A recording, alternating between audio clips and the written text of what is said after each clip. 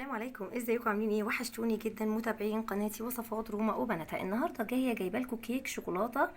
مش عايزه اقول لكم ريحه وطعم وجمال وحاجه كده ان شاء الله تتوهموا بيها، وبابسط مكونات هندلع الدايت وهنخس، وممكن نعتمدها ككيك يومي مفيش مشكله. هي حلوه جدا جدا. اللقطه طبعا ان انتوا عارفين طبعا ان انا بحبها جدا جدا، وانا بوريكم شكل الكيك من جوه. طب شايفين الشكل يعني روعه، وعايزه اقول لكم الريحه جميله قوي قوي قوي. كل محبين الشوكولاتة هيعشقوا الوصفة دي وهيعتمدوها وهيخلوها مصدر الفطار شبه يومي. وهي سخنة كده حاجة تحفة. وريحتها مش عايزة اقول لكم بقى. يلا نجرب ان شاء الله الوصفة. حابة برضه اوريها لكم من جوه كده قد ايه هشة وطرية، وشوفوا مرتفعة ازاي.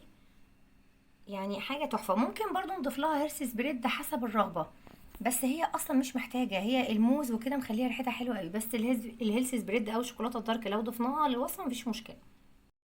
للوصفة مج كده من دقيق الشوفان. دقيق الشوفان لا اما نجيبه سايب كده، لا اما بنجيب الشوفان الحبة الكاملة وبنطحنه كويس جدا في الخلاط لحد ما يدينا دقيق. محتاجة 2 كيس من سكر الدايت اي نوع، ممكن نستخدم معلقة عسل نحل كبيرة بدلهم. معايا معلقة كاكاو خام غير محلى. ده 2 موزة صغيرة.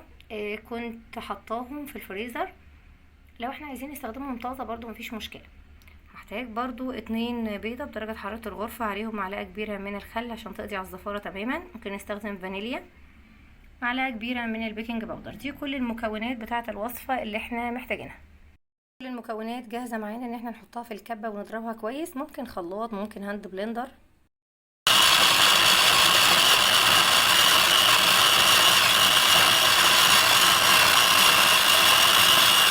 عايزه اوريكم كده قوام الكيك بيبقى عامل ازاي. مش سايل ومش يعني مش تقيل، بيبقى عامل زي قوام الكيكه العاديه كده، بس هو مظبوط بقى وده قوامه.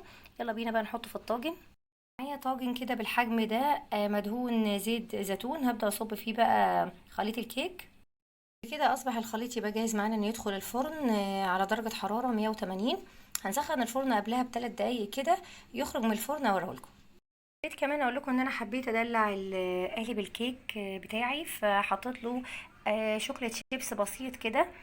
لو شوكليت شيبس دارك يعني مش هتزود السعرات قوي، بس هتدي طعم حلو قوي هيفرق. انا عايزه اقول لكم ان ريحه الكاكاو مع الموز ريحته تحفه قبل ما يطلع من الفرن، بس بصراحه حته الشوكليت دارك دي بتفرق شويه. عايزه اقول لكم ان احنا هنقطع الكيك ده بسهوله جدا. ممكن نقطع الطاجن اللي انتوا شايفينه ده على 5 أو 6 قطع. سعرات القطعه الواحده قليله جدا ومشبعة جدا. خلاص هنبدأ بقى نشوف الكيك من جوه كده. شكل الكيك كده اول ما بيخرج من الفرن. بس انا كنت قطعته تمام. عايزه اعرف بس الكيك استوى ازاي. بجيب مثلا اي خله كده من السنان او عصايه الشيش تاووب واشوفها، لو طلعت نظيفه بالشكل ده كده ومفيش اي نقطه عجين يبقى هي كده الكيكه استوت وتمام. خلاص تبقى جاهزه ان انا اطلعها من الفرن. بعد ما قطعت الكيك ل5 أو 6 قطع، تقريبا 6 قطع كبار كده حلوين. ان شاء الله باذن الله. فكره الفيديو بسيطه وسهله خالص، مكوناتها بسيطه. لازم ندلع الدايت ولازم نخس، واحنا حابين نخس بدلع. فكره الفيديو بسيطه وسهله، ان شاء الله تعجبكم. تحياتي، هتوحشوني، باي باي.